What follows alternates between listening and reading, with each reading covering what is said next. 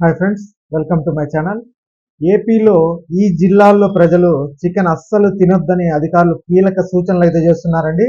మరి ఏపీలో వరుసగా కోళ్లు చనిపోతున్నాయి. దీంతో పౌల్ట్రీ రైతులు ఆందోళన అయితే ఉన్నారు. ఈ మేరకు ఆయా జిల్లా కలెక్టర్లు ప్రజలు రైతులకు కీలక సూచనలు అయితే చేస్తున్నారు. మరి చికెన్ ఏ జిల్లాలో తినకూడదు అనేసి మనం ఈ వీడియోలో అయితే తెలుసుకుందామండి.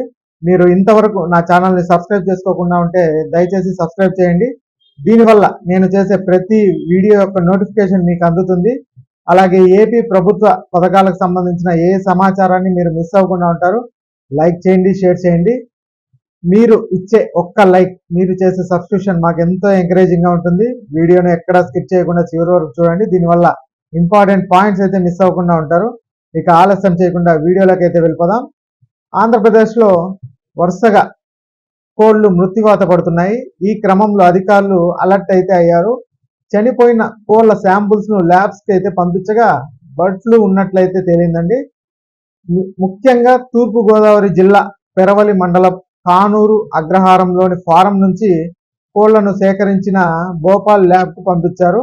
అయితే పంపించిన నమూనాల్లో రెండింటికి బర్డ్ ఫ్లూ పాజిటివ్ అంటే N5 అదే H5N1 అనేసి వైరస్ అయితే తేలిందని జిల్లా పశుసంవర్ధక శాఖ అధికారి అయితే తెలిపారండి. దీంతో కానూరు అగ్రహారం పరిధిలోని కిలోమీటర్ మేర రెడ్ జోన్ గా అయితే ప్రకటించారు.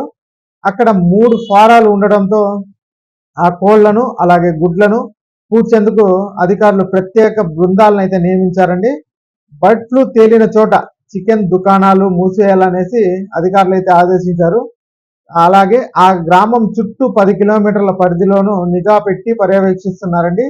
అయితే ఇంకా మిగతా ఎక్కడ అంటే రాష్ట్రంలో మిగిలిన ప్రాంతాల్లో ఎక్కడ ఇబ్బంది లేదనేసి అయితే అధికారులు చెప్తున్నారు. అలాగే ఆ ఊరికి 10 కిలోమీటర్ల పరిధిని సర్వేలెన్స్ జోన్ గా అయితే నిర్ణయించారు.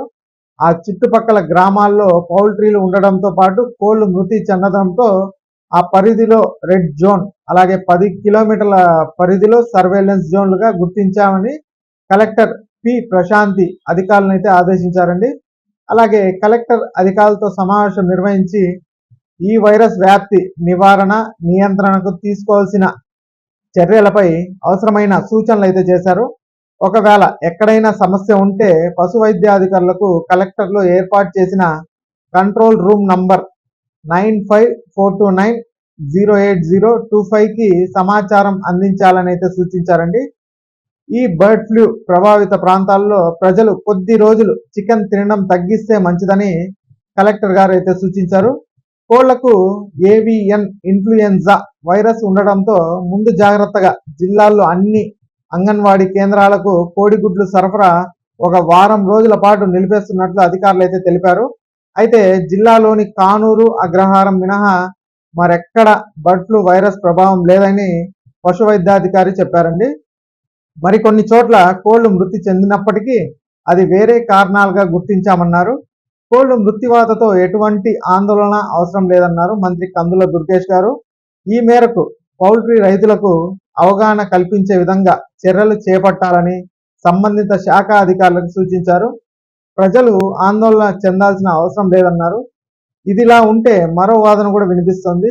మాంసము అలాగే గుడ్లు తీసుకున్న ప్రజలు ఆరోగ్యానికి ఎలాంటి ఇబ్బంది ఉండదు అనేసి అంటున్నారండి. అధిక ఉష్ణోగ్రతలో ఈ వైరస్ చనిపోతుంది అనేసి, అలాగే కోడి మాంసంని మళ్ళా గుడ్లను 100 డిగ్రీల ఉష్ణోగ్రతలో ఉడికిస్తే అప్పుడు అందులోని ఎలాంటి వైరస్ బతికి ఉండదు అనేసి అయితే అధికారులు చెప్తున్నారు. ఇక ఈ వీడియో నచ్చినట్లయితే ఒక లైక్ చేయండి, అలాగే మా ఛానల్ని సబ్స్క్రైబ్ చేసుకోండి. Thanks for watching.